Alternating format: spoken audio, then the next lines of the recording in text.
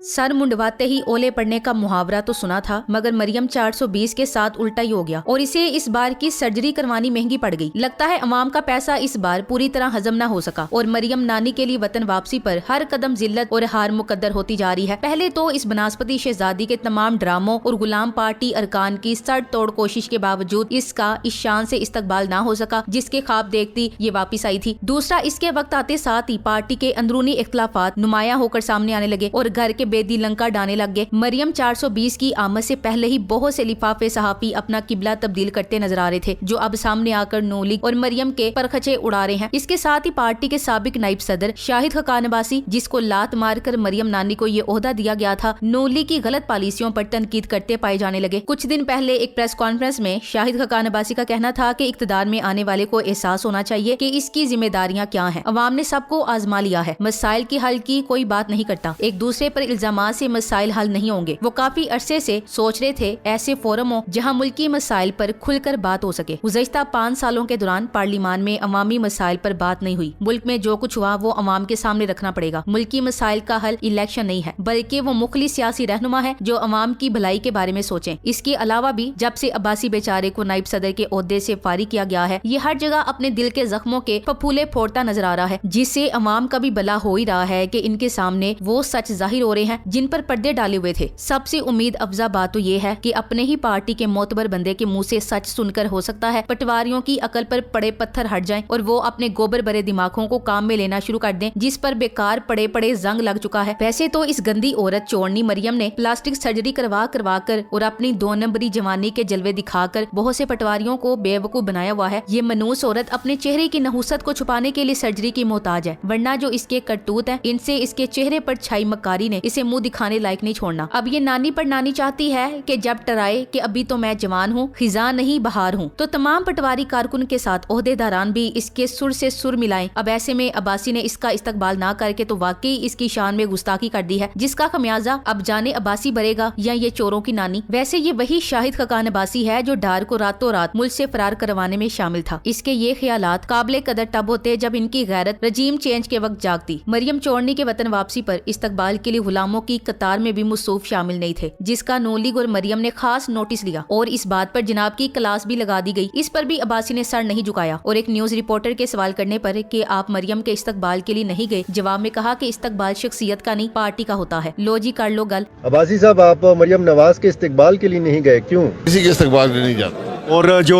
Party इस्तकबाल होता है लाहौर में होता है, और जो पार्टियों के अंदर जमहूरियत नहीं है, मरियम ने तो बजम खुद को ही पूरी पार्टी समझा हुआ है। ये तो खुली बेइज्जती होगी उम्मीदें कहर की। लो अब बच लो अब्बासी साहब, मरियम ने अब कहर बनकर ही गिरना है। ऐसा ना हो अब्बासी के जहाज कबाड़िये की दुकानों पर बिकते दिखाई दें। रिपोर्टर ने जब अब्बासी से कहा कि पार्टी ने फैसला किया है आपके एतराजात दूर करेगी, इस पर ये बेचारा मासूम कहता है मुझसे तो किसी ने ये नहीं कहा। इसकी इस बात से इस पर बड़ा तरस आया और लगा कि ये बेचारा नाराज होकर गलियों में यतीम बच्चों की तरह घूम रहा है और इंतजार कर रहा है कि कोई आए मुझे मनाकर ले जाए। मेरी नू लीग वालों से अपील है कि इस मोहतरम को अपनी बिरादरी में ले जाएं। पर ये क्या, हम तो अभी इस पर तरस खाकर गवाचे बलूंगड़े की मालिक से राजीनामे की बात सोच रहे थे। इतनी देर में अब्बासी ने सियासी धमाका कर दिया। पाकिस्तान में मुरूसी खानदानी सियासत के खिलाफ पहली एलानिया बगावत करते हुए शाहिद खकान अब्बासी ने PMLN को खैरबाद कह दिया। अब्बासी साहब जान गए नू लीग में शरीफ खानदान से अलहदा किसी की जगह नहीं। नवाज, शहबाज, मरियम, हमजा, डार, सफदर, बस तमाम ओहदे इन्हीं बेचारों के लायक हैं, बाकी कतार में खड़े गुलामों के सिवा कुछ भी नहीं। ये फैसला दुरुस्त है या नहीं इसका पता तो जल्दी चल जाना है, क्योंकि ये फैसला अवाम के दर्द में या गैरत खाकर तो किया नहीं गया, बल्कि जो ये ओहदा चाह रहे वो नहीं मिला। मरियम को बड़ा ओहदा मिल गया, इसीलिए इस्तीफा दिया। नू लीगी गंजे ने सारे बड़े ओहदे अपने मनूस खानदान में ही बांटने हैं। नू लीग में सिरे से कोई उसूल ही नहीं है और ना ही कोई उसूल की सियासत है, सब अपना मफाद देखते हैं। शाहिद खकान अब्बासी की अना पर चोट पड़ी है। पार्टी की सदारत के ख्वाब देख रहे थे शायद। हम ख्याल ग्रुप भी बना सकते हैं जो बाद में इस्टेब्लिशमेंट के काम आए। चीजों को नॉर्मल नहीं समझना चाहिए इन हालात में। जो भी रजीम चेंज में शरीक था वो मुल्क की मफाद में कभी भी नहीं हो सकता।